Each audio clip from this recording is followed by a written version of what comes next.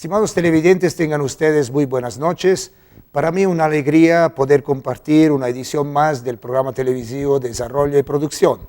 En esta oportunidad estamos con la doctora Tania León Gómez. Ella es investigadora del Instituto de Estudios Socioeconómicos de la Facultad de Ciencias Económicas. Muy buenas noches, Tania. Buenas noches. En primer lugar, quiero agradecer la invitación que me hacen para poder en este espacio comentar algunos resultados de la investigación que desarrollamos en el IEC. Con la doctora Tania Ayllón, esta noche vamos a conversar alrededor del proceso de acumulación de capitales a darse en las empresas, tomando en cuenta lo que ha ido sucediendo en las dos gestiones del gobierno del movimiento al socialismo. Pero quizás me parece interesante poder empezar a clarificar, a aclarar un poco lo que significa acumulación de capital en las empresas. Bueno, la acumulación de capital está referida justamente a la capacidad que tiene una empresa de invertir de manera creciente las ganancias en nuevo capital, es decir, convertir gran parte de los recursos en capital para que su capacidad de valorización, su capacidad de crecimiento aumente, ¿no? Bueno, podemos pensar entonces que para la buena salud de una empresa es bueno, es necesario que la organización, la institución pueda ir acumulando capital. Bueno, acumular el capital evidentemente tiene que ver con una disposición de la propia empresa, pero también tiene que ver y fundamentalmente con las condiciones generales en las cuales desenvuelve su actividad, ¿no? Y por supuesto que signo de salud el tema de que el capital crezca, se expanda y bueno, eso significa que una empresa está creciendo, que una empresa es solvente y que una empresa tiene la posibilidad de posicionarse de forma ventajosa en el mercado. Bueno, queda un poco en cuestionamiento el cómo, que lo veremos un poquito después, el cómo acumular capitales. Sin embargo, bueno, vamos a retomar un poco el hilo conductor de nuestro programa. La llegada al gobierno del movimiento al socialismo ha significado transformaciones en términos sociales, en términos económicos, también en términos culturales, bajo ciertos puntos de vista, entendiendo cultural como la forma de hacer las cosas desde una nueva perspectiva. Doctora Tania, ¿podrías caracterizar la política económica de esta coyuntura gubernamental? Bueno, me tendría que referir concretamente a los aspectos que inciden, digamos, en el desempeño del sector industrial, concretamente el sector de las empresas.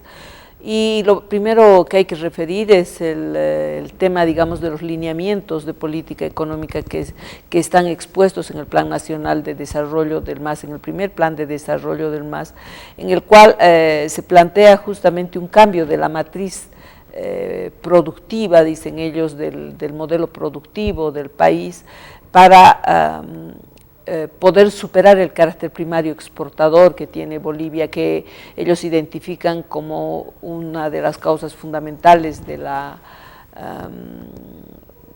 dominación, digamos, imperial sobre Bolivia. Entonces, ellos se proponen en este plan transferir recursos de los sectores que ellos llaman generadores de excedente, como son, por ejemplo, el sector hidrocarburos, el de comunicaciones, también la minería, al sector generador de valor, que sería el sector industrial. Digamos, los dispositivos de política económica que han puesto en marcha en este sentido, básicamente yo puedo identificar dos. Uno ha sido una política agresiva de democratización del crédito, que llaman ellos, para que emprendedores de distinto tamaño puedan acceder a recursos para que sean invertidos, digamos, en los procesos productivos.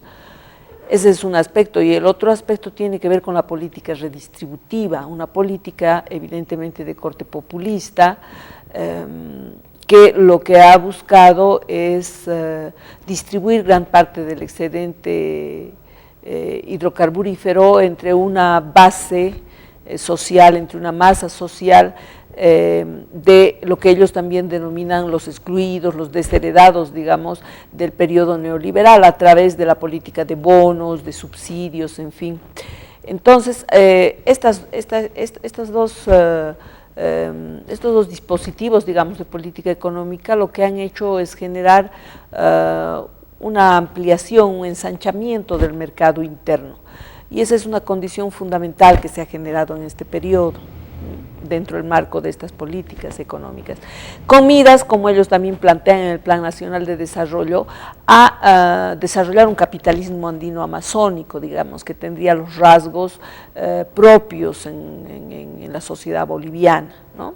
Y entonces es en este contexto en el que yo he desarrollado mis investigaciones sobre el sector industrial, en este contexto, digamos, de política económica, ¿no? Además, hay otro aspecto que hay que tomar en cuenta, que las medidas de política económica del MAS han buscado redireccionar la industria al mercado interno y más bien dificultar la exportación, tratando, digamos, dentro del marco de lo que ellos también buscan y dicen buscar, que es la seguridad alimentaria, ¿no? Sí. ¿Cómo influyó la política económica del movimiento al socialismo en términos de posibilidad de acumulación de capital en las industrias? Bueno, concretamente a esto que me refiero, el tema de ensanchar el mercado, ¿qué significa? Ensanchar el mercado permite, por una parte, tener un espacio más grande para la realización de las mercancías, y por otra parte, el poner en manos de los consumidores la posibilidad a mayor cantidad de dinero también permite acelerar la circulación del capital mercantil de las empresas, es decir, se puede vender más rápido, se puede vender más y se puede vender más rápido.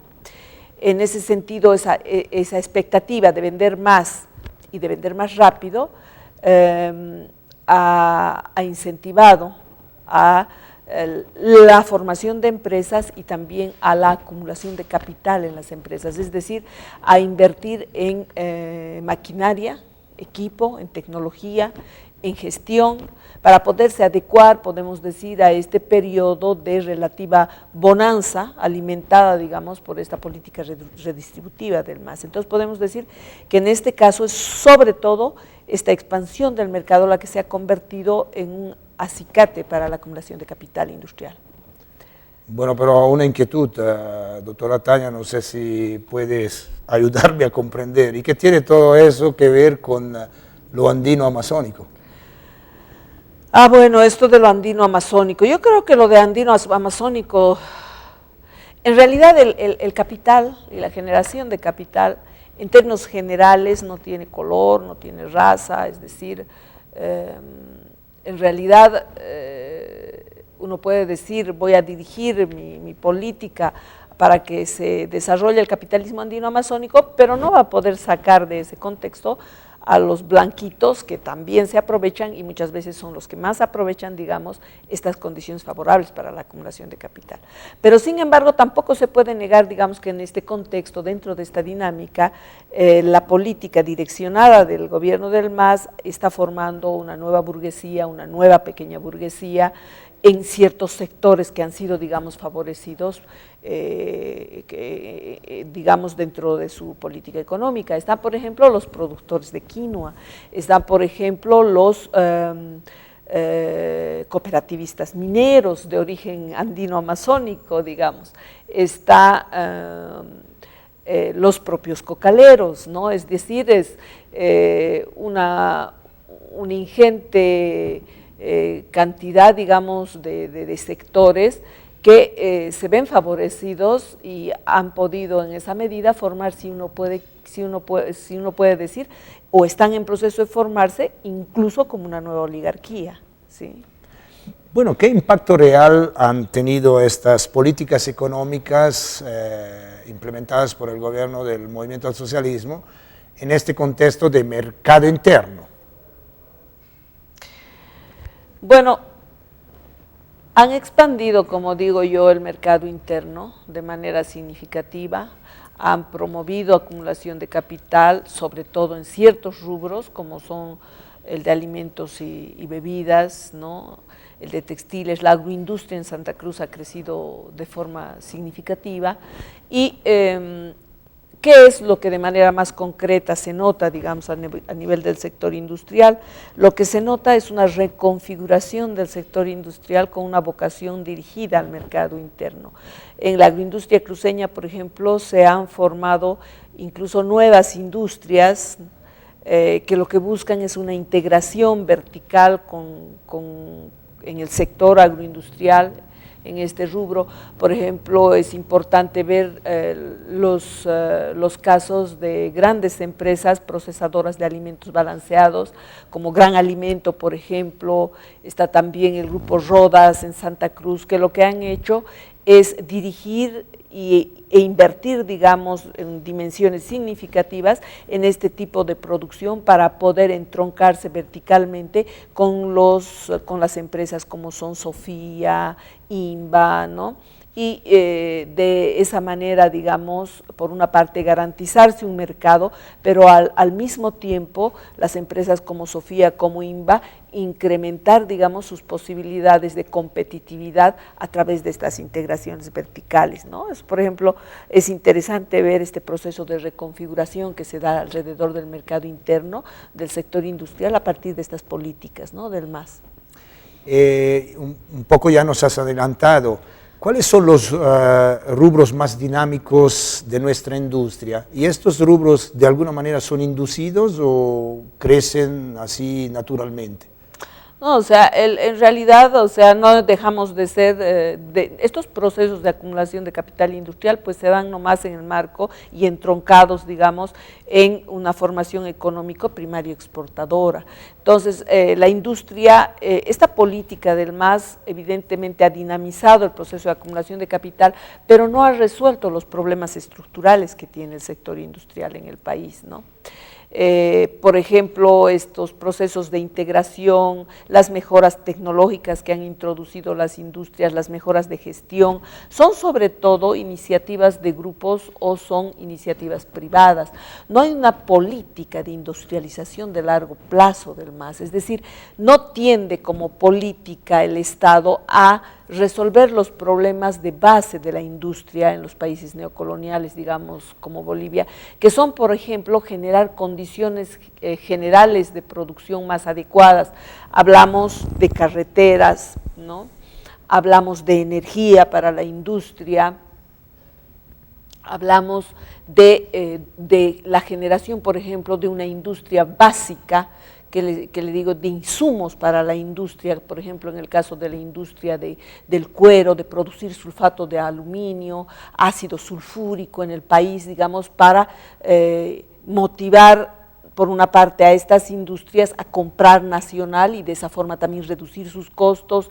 Es decir, una política con una visión de largo plazo no existe, ¿no? Entonces, esos problemas no han sido resueltos. Y en esa medida, ¿no ve?, tampoco se puede decir que aquí se haya desarrollado o esté en la perspectiva de desarrollarse una industria pesada.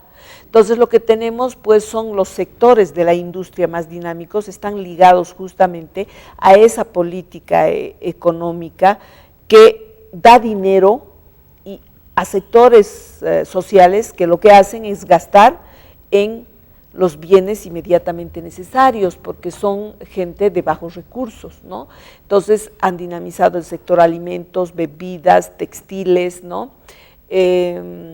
Son los más dinámicos y yo creo que por mucho tiempo van a continuar siendo los más dinámicos, porque además, como en el caso de bebidas, se trata de procesos productivos simples que no requieren, digamos, de una complejidad tecnológica y todo lo demás. Entonces, lo que se ve justamente son estas estrategias que sobre todo tienen que ver con la mirada empresarial, más que, digamos, con una política estatal de industrialización del país, ¿no? No hay que confundir, digamos, esos dos niveles. Sí, como que el proceso industrial todavía es incipiente, ¿no? Claro, continúa siendo incipiente. ¿Y cuáles son los rasgos más sobresalientes del crecimiento del sector industrial? A ver, quisiera que me precises la pregunta. Sí, un poco hemos visto, ¿no?, que los rubros más dinámicos son, que han ido un poco desarrollándose, son la industria de alimentos, bebida, la industria textil. Pero ¿cuáles son los rasgos más sobresalientes en términos? ¿Se sigue acumulando capital de la forma antigua o hay nuevos procesos, nuevas dinámicas de acumulación de capital? Bueno, es decir, ¿en qué se invierte? Lo que se quiere decir es qué es lo que hacen las industrias con esa nueva plata que meten al proceso. Bueno, lo que es notorio, lo que aparece y es interesante ver es que hay procesos de modernización en la industria, ¿no? Hay un cambio, incluso en Cochabamba, que es uno de los, digamos, departamentos donde los industriales son más conservadores, se caracterizan por un conservadurismo muy grande. Si comparamos, por ejemplo, con la cultura empresarial en Santa Cruz, donde ellos sí tienen una tendencia mucho más marcada a innovar, a modernizar, en fin. Pero sin embargo, incluso en Cochabamba lo que se ve, digamos, es que se invierte bastante en todo lo que significa, por ejemplo, el software industrial, ¿no? Es decir, los nuevos paquetes, las nuevas formas de gestión de datos, de estadísticas, ¿no? Hay una modernización en ese sentido y también hay una modernización en el sentido de romper con las formas patriarcales de organizar la empresa y tener una visión más bien mucho más managerial, ¿no? Mucho más científica, digamos, de la gestión de los recursos humanos, en la búsqueda, evidentemente, de intensificar la jornada laboral, de extraer de los trabajadores lo más que pueden, pero con métodos mucho más sutiles, más inteligentes, dentro de todo esto que se llama el management participativo y todo eso, ¿no? De distintas formas, de forma combinada, en unos lugares solo en ciertos departamentos de la empresa, en otros en todos, en fin. Lo que se nota es una tendencia a eso, tanto aquí como en Santa Cruz, mucho más marcado, ¿no? Doctora Tania, ¿podrías darnos a conocer, digamos, unos casos, unos ejemplos concretos de industrias para conocer en qué se apoyaron para lograr su crecimiento económico, su acumulación de capital? Yo creo que un caso paradigmático, me voy a referir concretamente a un caso que es paradigmático, es el caso de Sofía, ¿no? Sofía empieza como una pequeña empresa familiar de una pareja, ¿no? En Santa Cruz, el dueño es cruceño, y, o sea, ¿cómo es que se va armando esto? Primero es la lógica familiar, esta lógica patriarcal y todo lo demás, pero esta familia llega a tener 5 hijos, los 5 hijos varones. ¿Qué hacen generalmente como estrategia los empresarios? Y lo mismo he visto en Cochabamba, agarra a los 5 hijos y los despacha al exterior a estudiar. Es decir, en disciplinas relacionadas con la industria, relacionadas con la empresa. Entonces ellos llegan, los ponen en todas las gerencias y empieza una transformación, digamos, de la lógica misma empresarial, ¿no?